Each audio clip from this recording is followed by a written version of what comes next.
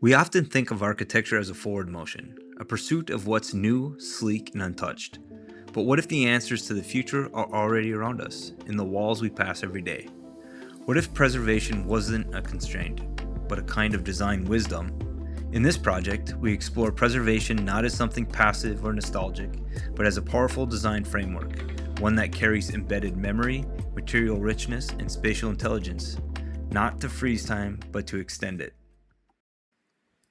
I started walking through the neighborhood again, not to get somewhere, but just to notice. The morning light fell across old rooftops, casting long shadows, the kind that felt familiar, even if you've never been here before. Some houses looked worn, but each crack, each corner seemed to hold memory of routines, of seasons, of someone's everyday. And I wondered, why are we always so quick to replace what remembers us? Then the juxtaposition, tall glass towers reflecting in the sky, clean, impressive, but blank. They hadn't lived yet, they hadn't witnessed. They hadn't felt the echo of names called from the balconies or footsteps worn into the steps. And that's when the question landed. What if buildings could remember? What if we designed not to erase, but to carry something forward? A shape, a feeling, a story still unfolding. There used to be an old structure here. I remember walking by it every day on my way to class. Its bricks were worn, the windows dusty, but it had a presence, like it remembered you each time you passed. Now, that building is gone, fenced off, replaced by something shiny and new. Modern? Yes, but also quiet. It doesn't carry the same echo. The new walls don't know the stories that used to live here. People talk about progress, about efficiency, about making space. But when we clear away old buildings, we clear away the rhythms of memory, the spaces where people gathered, where laughter echoed, where community was formed. It made me wonder, what if preservation isn't about stopping change? What if it's about guiding it? Could those old drawings and aging walls guide us in finding a way to preserve historical cultural identity while still being innovative for the present? Current research literature on the topic asks similar questions. A study by Serbian architects in 2015 said that with the intensive development of modern techniques in architecture, how to preserve a building that represents cultural heritage in an authentic state and inspire it with a life of modern building adapted to new purpose is becoming an increasing problem. They propose that the best way to find this balance are to follow several important principles.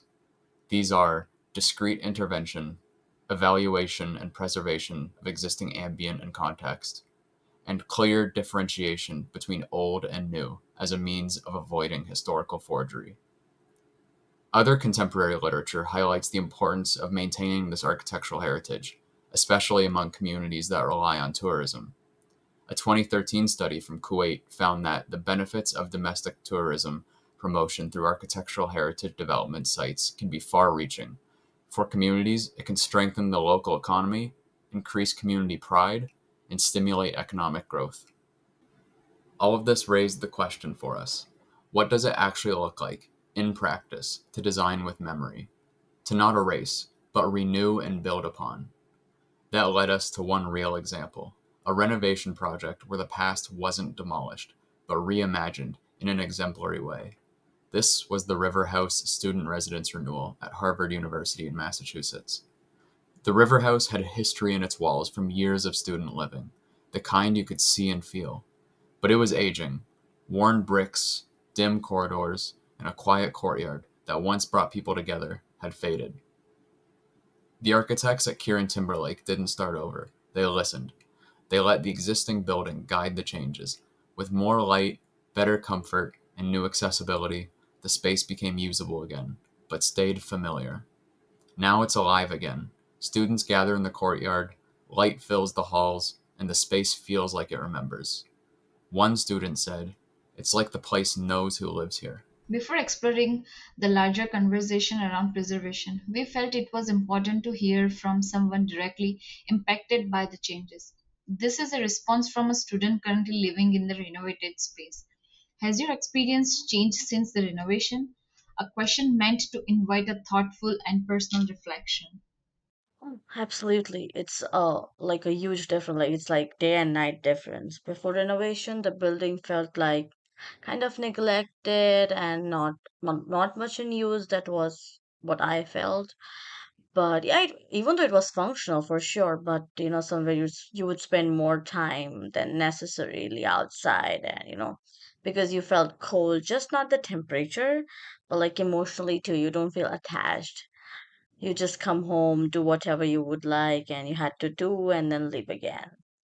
Now, entire atmosphere has shifted. The lighting is warmer, and it makes such a difference. It actually feels like home, cozy and welcoming.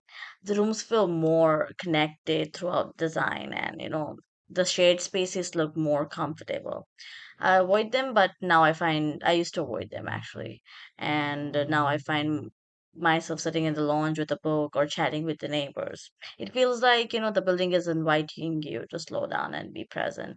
That's something I didn't expect it as if when I, just started living in the building, but I really appreciate after the renovation, it has changed a lot. So I enjoy living right now. I love being at home and yeah, it's a good experience after renovation. Preservation today stands at turning point. Some projects succeed, others erase too much, replacing history with the blank, impressive spaces that lack soul. The tension is clear. How do we move forward without wiping memory clean? Can we build can buildings hold stories, not just serve function? These are the questions shaping preservations now. This is where our work begins. Listening what already is in there, exploring how materials and spaces carry memory and how that memory shapes futures. Preservation isn't about freezing time, it's about care, continuity, and reimagine without erasing it. There is something powerful about watching people walk by the same walls their parents and grandparents did. Some pause, point, tell stories because the space remembers with them. These buildings aren't frozen in time, they have evolved. But when we erase too much, we also erase belonging. When we fold the past into the present, people don't just use the space, they feel seen by it. Preservation isn't about freezing time, it's all about carrying it forward. When we preserve memory in design, we preserve connection, identity, and care. We're standing at a choice point. We can keep clearing the past away, or we can build forward with memory in mind. Not to freeze time, but to carry it forward. Because when we treat heritage as a beginning, not as an obstacle, something powerful happens. We make space for both memory and imagination. We invite the past to walk beside us as we shape the future. Innovation doesn't always begin in silence. Sometimes it begins in listening. And maybe the future we're chasing is already under our feet. In the bricks, the corners, the echoes. We just have to look closely enough. Preservation isn't about holding on to the past, it's about building a future that remembers. A future where design carries care, not just form. Where innovation and memory work together, not against each other.